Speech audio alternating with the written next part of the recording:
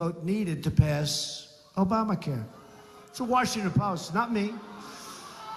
The system is also rigged by the donors, giving hundreds of millions of dollars to crooked Hillary Clinton's campaign. It's rigged. It's a bad system. The reason Hillary Clinton pushes for NAFTA, or the Trans-Pacific Partnership, which will also be a disaster. NAFTA is the worst trade deal ever signed, ever made by anybody in the world. We're a one-way highway out. The Washington Post. We get the drugs, right? We get the drugs. We get the unemployment. We get the empty factories. Mexico and other countries get the cash. They get the employment. They get the plants. And for completely open borders, she wants completely open borders, is because her international donors control her every move.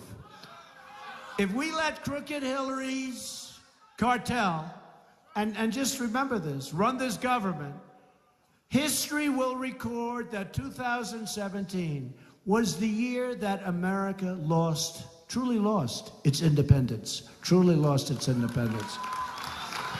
And by the way, this is our final shot, folks. In 4 years, it's over. You're never going to be able to win. You're never going to be able to win. It's tilting. It's going to be a one-party system. This is your final shot for the Supreme Court, for your Second Amendment. I mean, this is your final shot, November 8th. So hopefully you'll do what you know you have to do. Get out of bed and vote. No matter how you're feeling. No matter how you're feeling. It is indeed time to drain the swamp in Washington, D.C. This is why I'm proposing a package of ethics reforms to make our government honest once again. First, I'm going to institute a 5-year ban on all executive branch officials lobbying the government after they leave government service, right?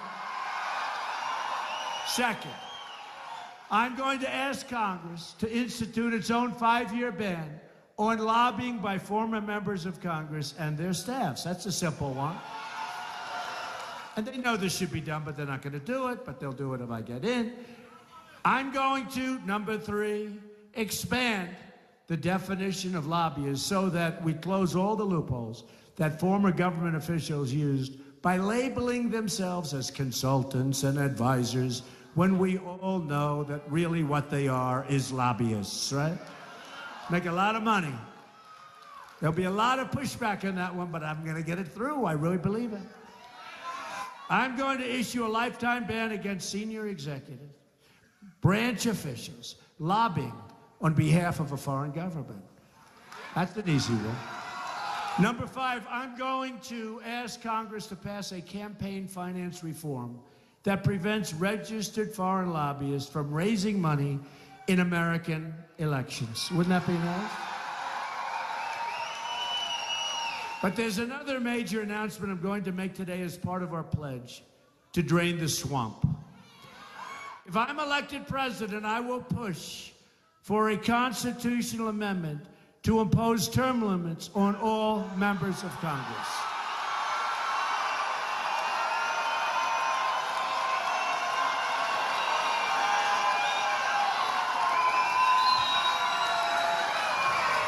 Right? They've been talking about that for years. Decades of failure in Washington and decades of special interest dealing must and will come to an end. And remember, by the time this ends, I will have spent over $100 million on my campaign. Hillary spent nothing. She gets all her money from the special interests and donors. And my interest is you. My interest is you. We have to break the cycle of corruption, and we have to give new voices to change. And we have to. Do we have a choice? So that we can have a government that works again and can function properly, which our government doesn't right now, including giving Iran $1.7 billion in cash.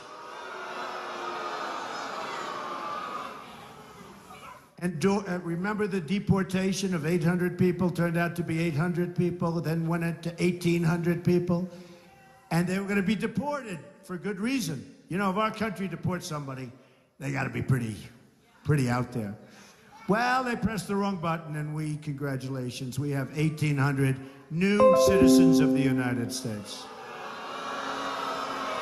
And when I said undo it, they said that wouldn't be constitutional. Hey, folks, how stupid are we being led?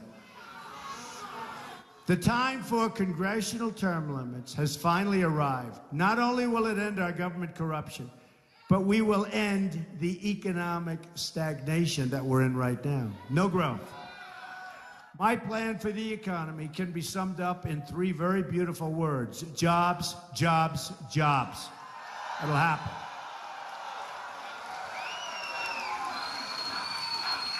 At the center of our historic jobs plan, we'll be fixing our terrible trade deals, which I've wanted to do from the beginning. 47 million Americans are in poverty, and 45 million Americans are living right now on food stamps. Hard to believe this is our country. We have nearly an $800 billion annual trade deficit in goods with the world, and the worst so-called recovery since the Great Depression. Do you know that? The worst since the Great Depression. Colorado has lost 1 in 7 manufacturing jobs since Bill Clinton signed NAFTA, and a deal supported by Hillary Clinton very strongly. And this, I thought, was a typographical error, because I figured they meant 700 or 7,000, but it wasn't. We've lost 70,000 factories since China's entry into the World Trade Organization. Another Bill and Hillary-backed disaster. We are living through the greatest jobs theft in the history of the world. More jobs have been stolen from our country. So stupidly we let them go. We let our companies go so foolishly. We don't know what we're doing. A Trump administration is going to renegotiate NAFTA, stand up to the foreign cheating, and stop the jobs from leaving our country and have jobs come back in the other direction. As part of our plan to bring back our jobs, we're going to lower our business tax from 35% to 15%. We're right now the highest taxed nation in the world. That's one of the reasons our companies are leaving. We're also going to fix our inner cities. 45% of African-American children under the age of 6 are living in poverty. 58% of African-American youth are not working. Almost 3,500 people have been shot in the city of Chicago. Can you believe this? Since January 1st. The national murder rate has experienced the largest single-year increase in more than 45 years. Can you believe that? Murder, highest rate in 45 years. So they don't seem to. You're right. She said, nobody cares, and you're right, they don't seem to. So, to those African Americans suffering, to those Latinos suffering, I say, what do you have to lose? Elect Donald Trump. I will fix it. We will fix it.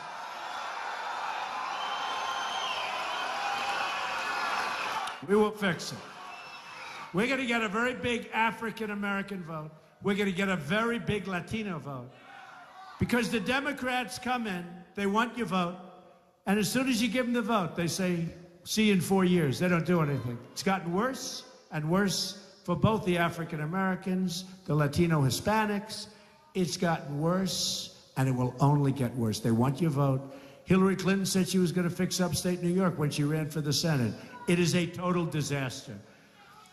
We will be a rich nation once again. But to be a rich country, we must also be a safe country. Our national security begins at the border. Speaking in secret to a foreign bank,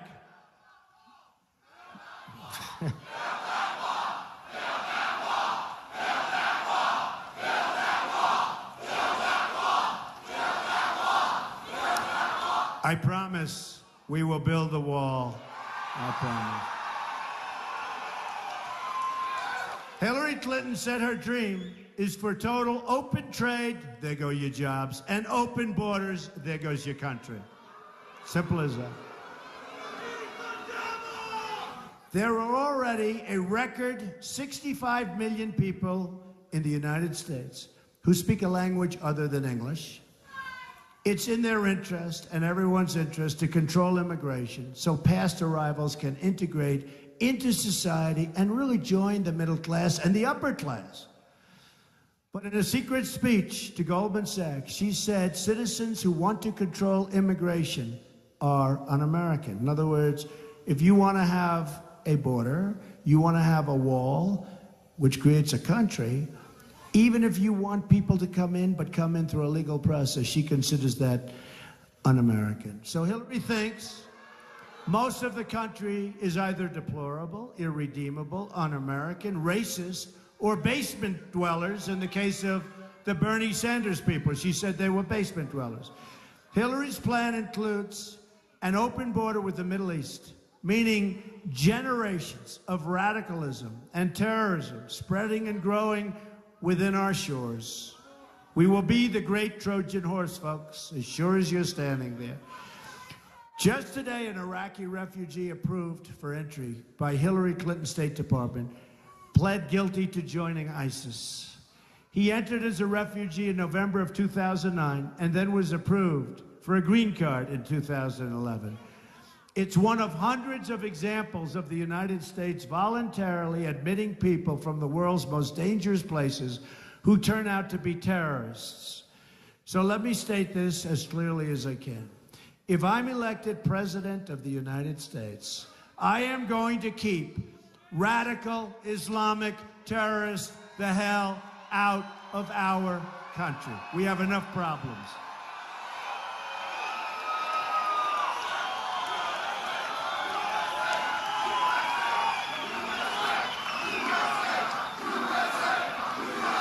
We have enough problems. We've got big problems. 20 trillion in debt. We have problems like you wouldn't believe.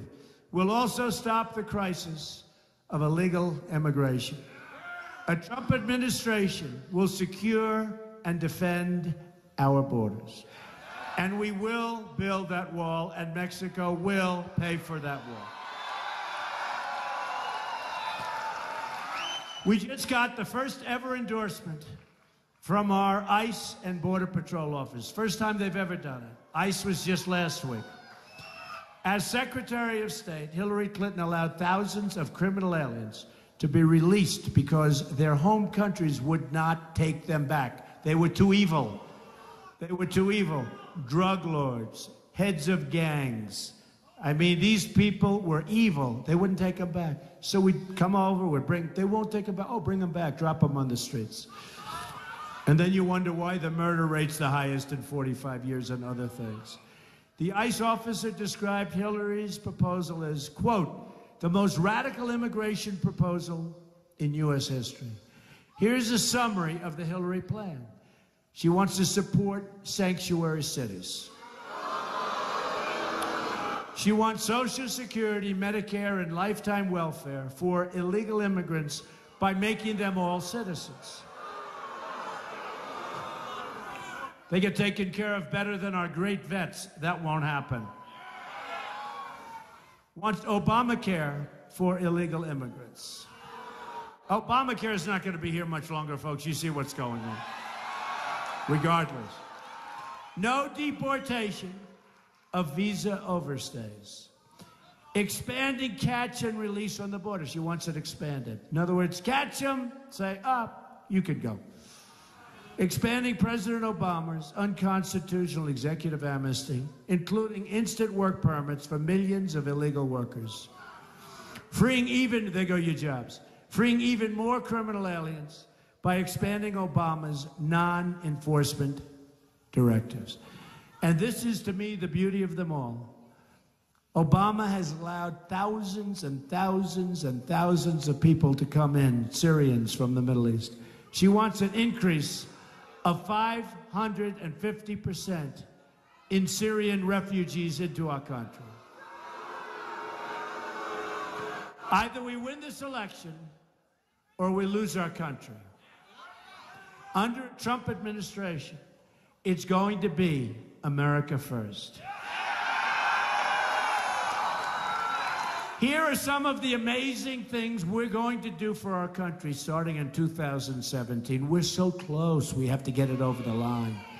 We're so close. Forget the press. Read the internet, study other things. Don't go for the mainstream media. Most of them, good news, fortunately, most of them won't be around very much longer, in my opinion. They're going down. Financially, big trouble, a lot of big trouble. They got a lot of big trouble. That's good. We're going to have, and I do get a lot of honesty over the internet. You do get some dishonesty too, but at least you can separate it. At least you have a choice. We're going to have the biggest tax cut since Ronald Reagan, and maybe even bigger. We're going to eliminate every unnecessary job-killing regulation.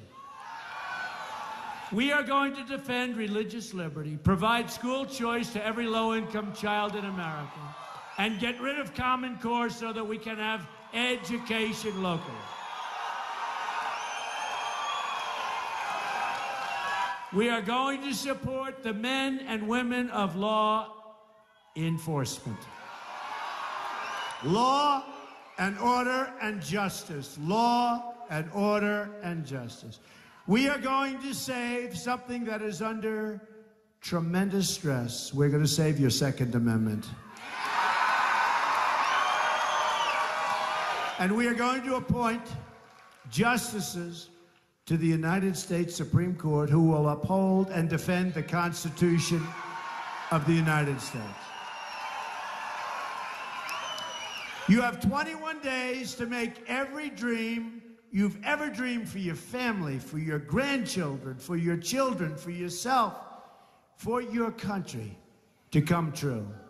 Our campaign is powered by our love for this country and our love for our fellow citizens. There's a lot of love in this room.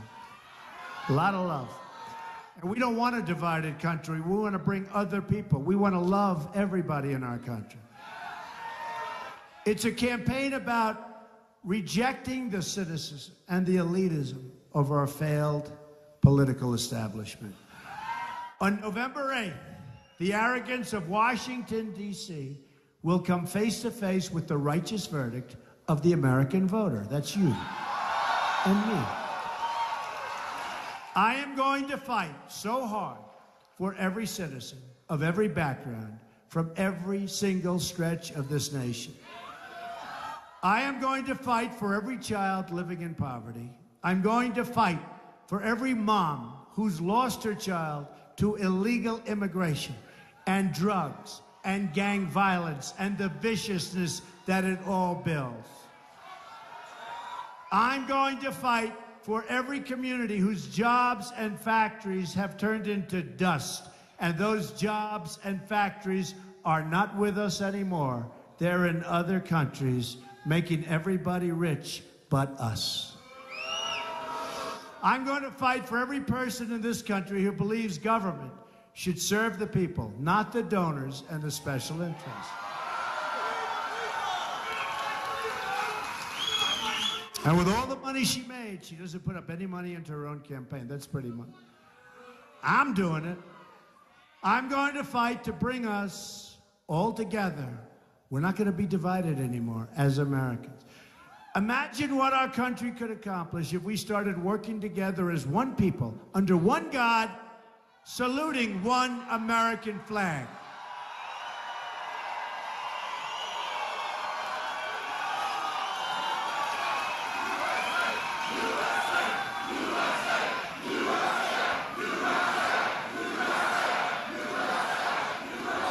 Thank you.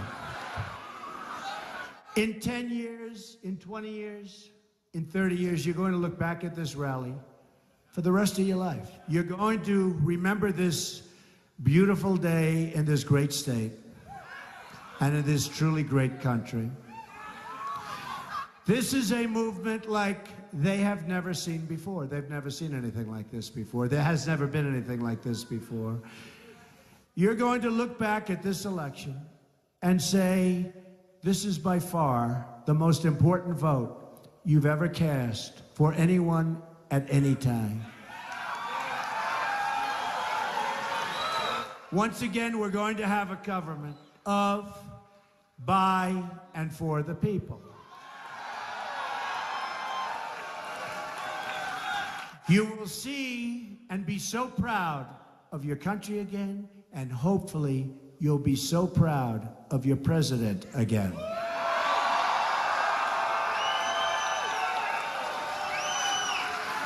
We will make America wealthy again.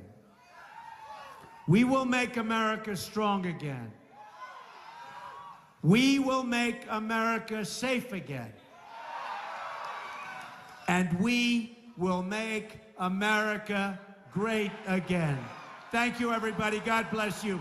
November 8th, go out and vote. November 8th. God bless you, everybody.